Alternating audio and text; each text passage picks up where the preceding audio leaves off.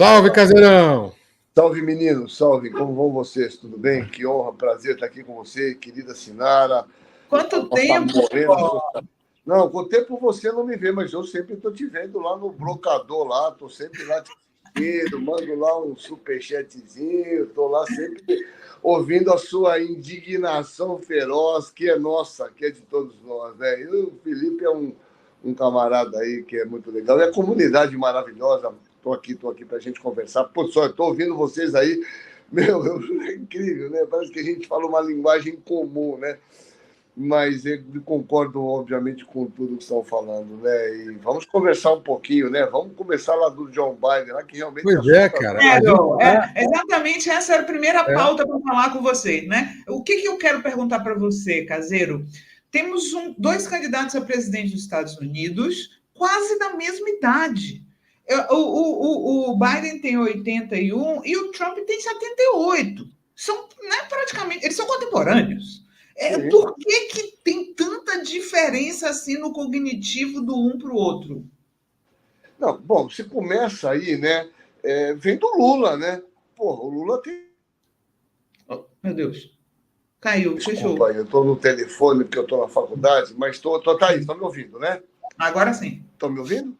Sim. Estão me ouvindo? Sim, sim. Então, você vê a condição do Lula, né? Condição de memória, é uma coisa impressionante, né? Eu estava ouvindo agora de manhã, eu estava aplicando prova e estava com o fone ouvindo aqui, uma entrevista que ele deu numa rádio lá, impressionante, né? Realmente eu fico impressionado, né? Porque eu estou com 60 aqui, cara, e já tem um declínio cognitivo leve, subjetivo, o Lula está impressionante. Isso, não tenha dúvida nenhuma. Essa questão, ela tem múltiplos fatores, né? Um desses fatores, obviamente, é a questão de vida, alimentação, tudo mais, mas tem a questão genética, né? Cada vez mais essa questão genética tem pesado, né? A gente tem visto com muita importância. É interessante até para os nossos alunos, porque é interessante que a gente tem aqui uma escola de medicina, que é do programa Mais Médicos, que é uma das primeiras, né? E tem toda uma abordagem diferente, e eu discuto tudo, ainda que seja infectologista. A gente fez uma prova que caiu demência, e a gente estudou muito demência. É interessante, né? Porque é claro, quando você sabe que você tem três situações, que é legal a gente entender isso, os que estão nos assistindo, porque isso vale para todos, né?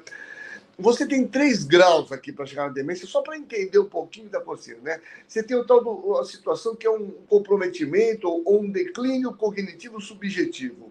É a situação quando você tem a queixa e, eventualmente, os familiares reparam que você está fazendo algumas coisas estranhas, né? Você tem um declínio cognitivo leve. Você tem a queixa, os familiares têm, e você tem aqueles testes que são fáceis de ser aplicados, como MoCA, Mini-Mental, onde você tem alteração também. Mas isso não impacta na sua vida. E você tem um quadro demencial. Você tem a queixa, ou as pessoas observam. Se você fizer o teste, vai dar alterado. Isso impacta na sua vida. Isso é demência, né? Demência é quando você cai um degrau na sua capacidade de lidar com o mundo. Não tenho dúvida, eu estou falando aqui, o Felipe, obviamente, é um conhecedor disso, né? Quando a gente pega o chão do DSM-5, você tem os chamados domínios cognitivos. Quem ouviu um pedaço da entrevista, né? Esses domínios são 6 aqui, né? Linguagem, atenção complexa, memória, aprendizagem, perceptor e motor, cognição e função executiva. Quando você observa isso, né, tá claro que esse cara está completamente alterado. Ele tem distúrbio motor, ele não consegue se locomover com facilidade, né? Então ele tem um distúrbio. Ele claramente tem um distúrbio na linguagem. Ele não consegue completar as frases de uma maneira adequada, com uma certa coerência. Eu diria para você que, pelo amor de Deus, eu sou um infectologista, que ele tem um tipo de comprometimento que a gente chama frontotemporal, que é um dos piores que tem, né? Que justamente você tem um comprometimento na questão da linguagem, de organização da fala, né? Que, aliás, é um princípio de demência? Robin Williams, né? Do Pet, aquele filme famoso lá, né? Que teve isso e se suicidou. Então, eu resumo de tudo que eu estou falando. Ele tem um declínio cognitivo, do meu ponto de vista, severo, né? Eu acho que, assim, ele, a mulher dele, as pessoas com mínimo de sensibilidade, tem que mostrar que ele não tem condição de ser um presidente. E veja, isso é agora. Ele está se propondo a ser presidente dos Estados Unidos por mais 4 anos, né? A gente sabe que esses declínios você estabiliza, mas você não melhora. Você não melhora, você pode estabilizar, né? E certamente ele tem todos os melhores profissionais dos Estados Unidos. Então, assim, eu espero tremendamente que eles revejam essa posição, porque realmente nós estamos numa situação entre a cruz e a espada. Um indivíduo claramente evoluído para um quadro demencial e o outro um psicopata mentiroso contumaz, né? Então, é inacreditável, né? Acho que foi melhor aquele meme que a Sinara pôs, né? Inacreditável, pode piorar. Imagina esses dois sendo presidente dos Estados Unidos, né? Seria uma tragédia, não é verdade? Mas essa é só para dar uma aquecida. Agora, só uma coisa, viu, Felipe? Me desculpa falar tanto, mas o Roosevelt, existe... Eu acho que não tem na lei dos Estados Unidos que você não pode ser presidente mais de 2 vezes. O Roosevelt foi presidente, acho que 3, ou se elegeu na 4ª, morreu no 3º mandato. Foi né? estado de guerra morreu, aquilo. Aliás, com AVC hemorrágico. Aquilo foi no 3º mandato, né? Foi presidente mas... do New Deal durante a Segunda Guerra Mundial, acho que no 4º mandato.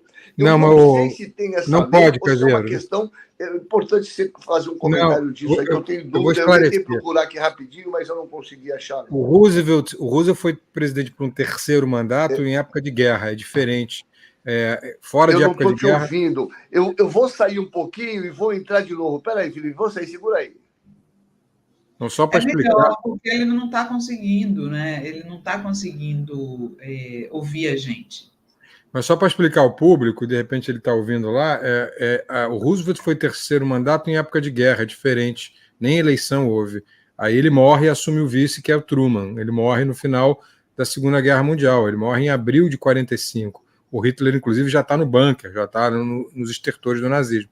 Mas atualmente, a não ser que você esteja no meio de uma grande guerra, e tenha uma licença especial do Congresso, não há possibilidade do Obama ser candidato. Isso aí é interditado pela lei americana. Não dá. É impossível o Obama, queridos. Não esqueçam. Está dizendo que a Constituição, 22ª emenda da Constituição dos Estados Unidos prevê que o presidente pode servir no máximo 2 mandatos de 4 anos. O Roosevelt, na verdade, pegou essa longo aí porque o Harrison foi o presidente com mandato mais curto, ele faleceu 30 dias após sua posse e o Roosevelt foi o vice, né? Então ele herdou e aí ele pôde se candidatar mais 2 vezes. Foi o que aconteceria no caso do Lyndon Johnson também. O Lyndon Johnson herdou a presidência do Kennedy, se recandidatou, ganhou, mas não concorreu ao segundo, que seria o seu 3º mandato. Isso. Ele não concorreu porque ele viu que não tinha condições de ganhar, coisa que Biden também. Mas ele poderia ser candidato a um 3º mandato, que na verdade não se configuraria como 3º, se configuraria como um 2º, já que ele era vice no primeiro, ele só herdou aquele mandato. Então o que ele não pode é disputar 2 eleições e ganhar 2 eleições para ser presidente. Isso não pode. 3, né?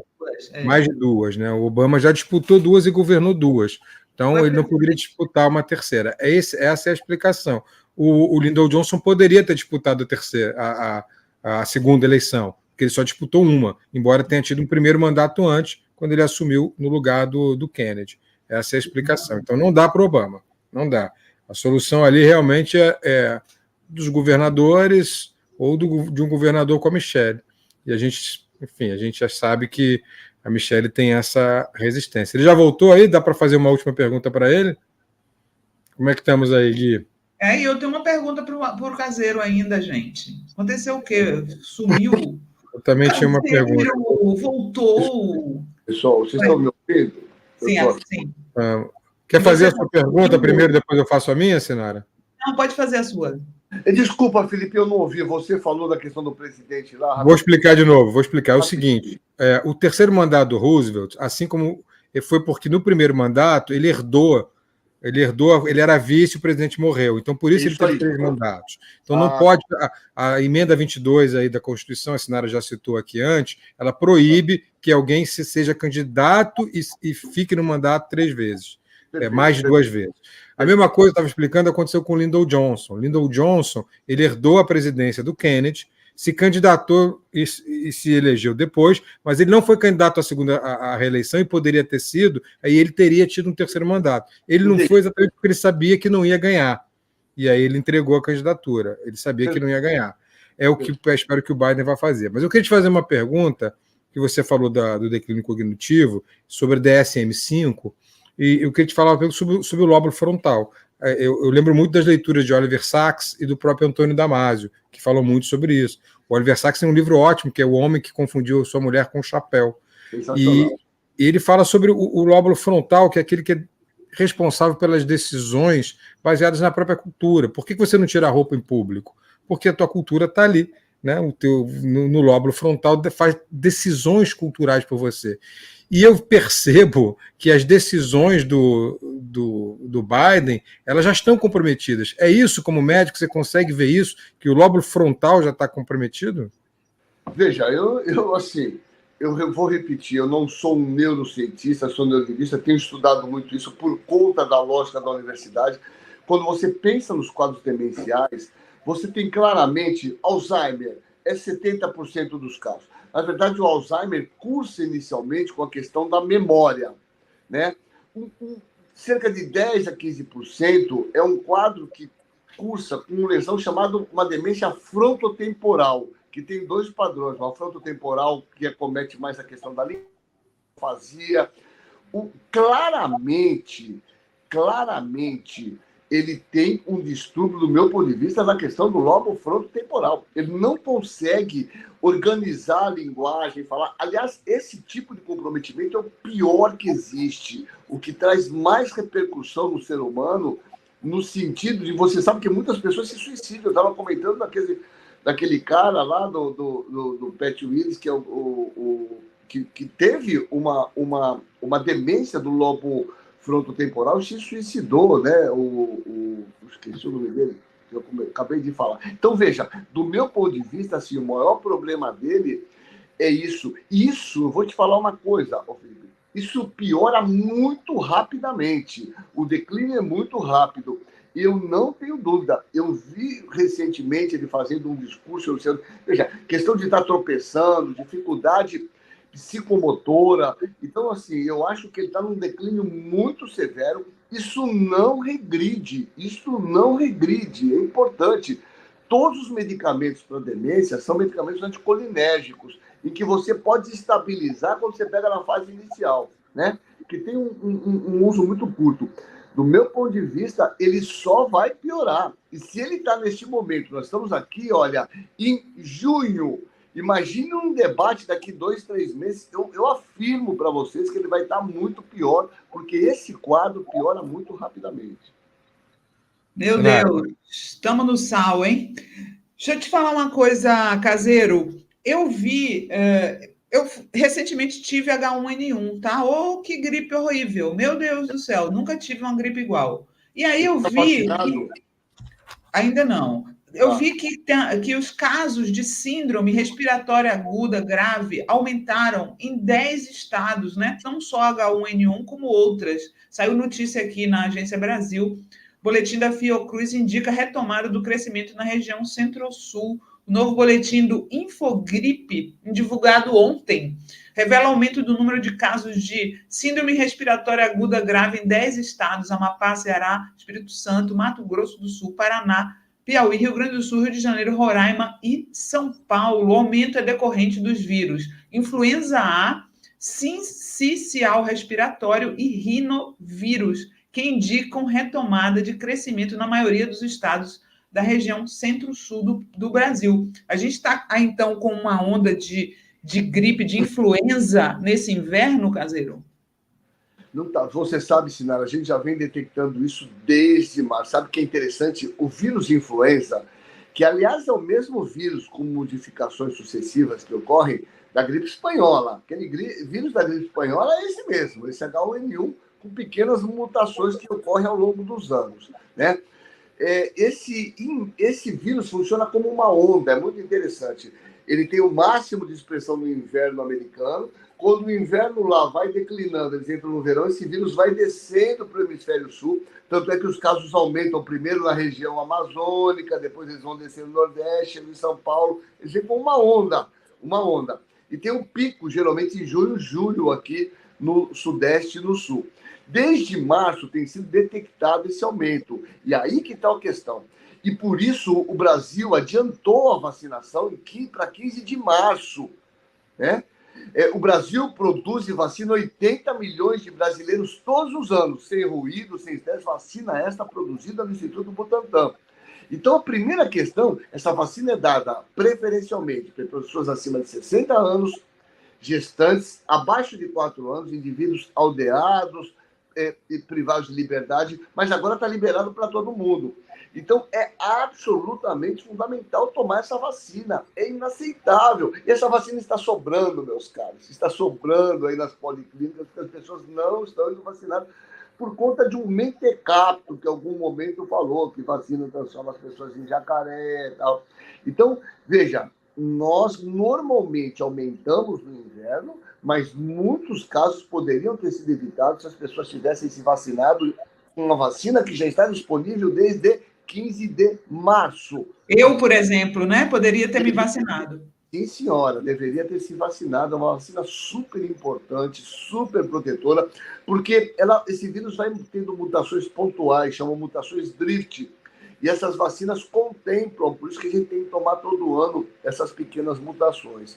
Então, isso é super importante, essa questão que eu quero deixar muito claro. E as doenças respiratórias, Sinara, são as principais causas de morte entre idosos. O que mais mata idoso acima de 65 anos são as doenças respiratórias, pneumonias, complicações do vírus de influenza. Veja, aquele cara lá, o Abílio Diniz, né, dono do Pão de Açúcar, teve um quadro pulmonar e morreu. As pneumonias matam, é o que mais mata velho, eu digo velho, só um acima de 65 anos. Então, eu imploro aqui, todos os indivíduos têm que tomar a vacina de influenza e têm que tomar, acima de 60 anos, a vacina do Covid a cada 6 meses. Está lá, o Ministério liberou essa vacina, a monovalente. Então, é importante que a gente se previna para evitar isso que está acontecendo, né? Nossa, passei mal demais. Que negócio forte, viu? Caramba! Não, gripe é grave. O problema, sabe qual que é, Sinara? É que muitas pessoas fazem uma enorme confusão entre gripe e resfriado. Eu, nesse momento, dei plantão à noite aqui, eu estou resfriado, por exemplo, estou com o nariz entupido, estou espirrando, congestão nasal. Isso é resfriado. Isso geralmente é rinovírus, adenovírus. Gripe, você tem febre, tosse e sintomas sistêmicos. Você não sai da cama, você tem dor muscular, você fica 1, 2 dias. Gripe é grave. Então, quando você está na rodinha lá, fala, eu estou meio gripado. Não está. Se tivesse gripado, você estaria na cama. Então, é muito importante fazer a distinção entre gripe e resfriado. Gripe é grave, gripe mata. Resfriado é esses sintomas mais congestivos, de obstrução nasal, espirro. É importante essa distinção, né? Felipe, mais alguma pergunta? Não, já estamos aqui, já é 13h, estamos todos com fome, o Caseiro também. Caseirão, é o seguinte, só queria dizer que eu sou muito teu fã. Pô, legal. Eu não moro em Santos, mas se eu morasse em Santos, você seria meu vereador, cara. Meu voto seria eu sou pré-candidato ainda. Eu quero reinsistir, Filipão. Você é um grande camarada, Sinara e todos os nossos... Eu sei disso, mas é só para ficar claro. Legal, mas é necessário. Eu estou fazendo isso aqui por uma questão que é necessária, né? Eu vou fazer a minha contribuição, porque o fascismo bate na nossa porta. É isso aí. A Graça Matos, inclusive, mandou um superchat. Doutor Caseiro 2024 é necessário. É isso aí, é isso aí. Querido amigo, vamos junto aqui, vamos junto atrás dos fascistas e expulsá-los daqui. Vamos perseguir, vamos assim como essa câmera vai atrás de mim, tá vendo? Olha só, o homem É isso. Eu bato palma aqui, cara, esqueço que a câmera tem vida própria. É isso aí, é verdade. Olha. Homem internacional. Legal. É isso, Caseirão. Obrigado mais uma vez. Beijo. Beijo, querido. Tchau. Beijo. Fiquem bem. Você sabe, Sinara, que